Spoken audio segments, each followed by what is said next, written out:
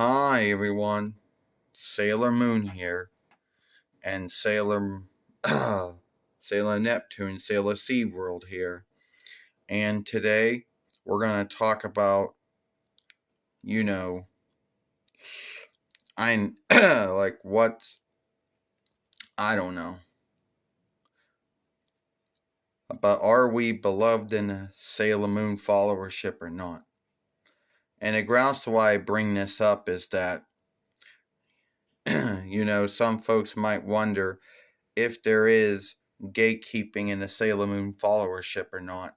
And at first you might think, no, there's not.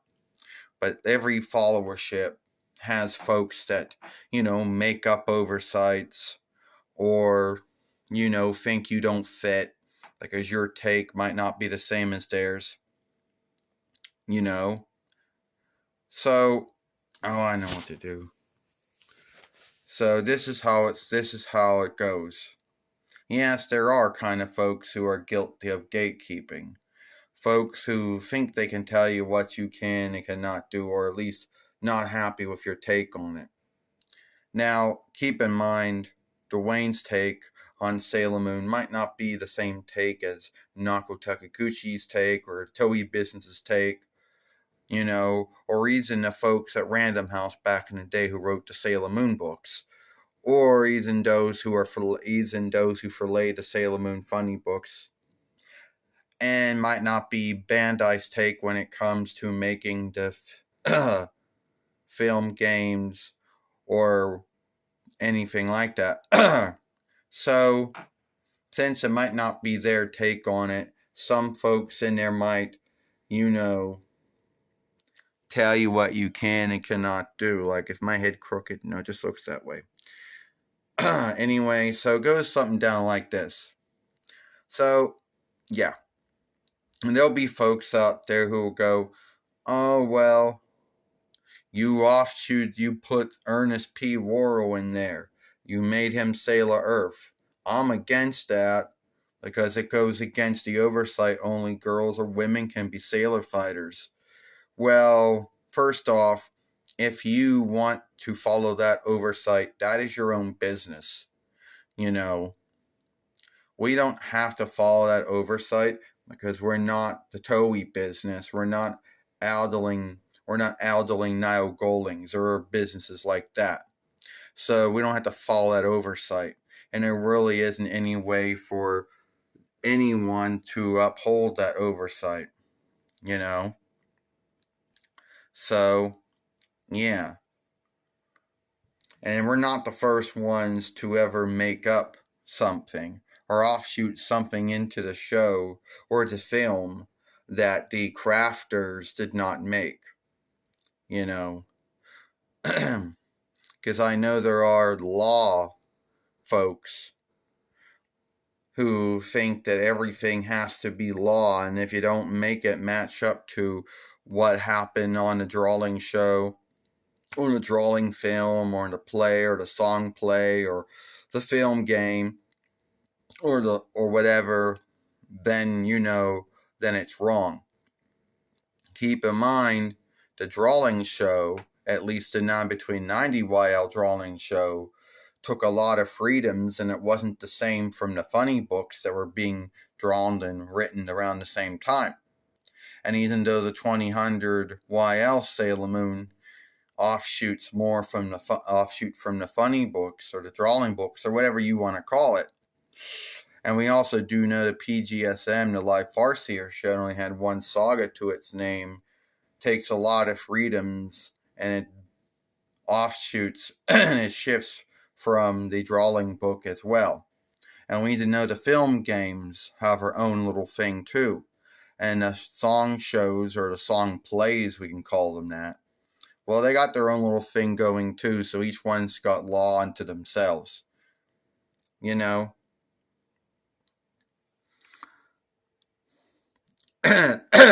Sorry for all that coughing, nothing you can do about it.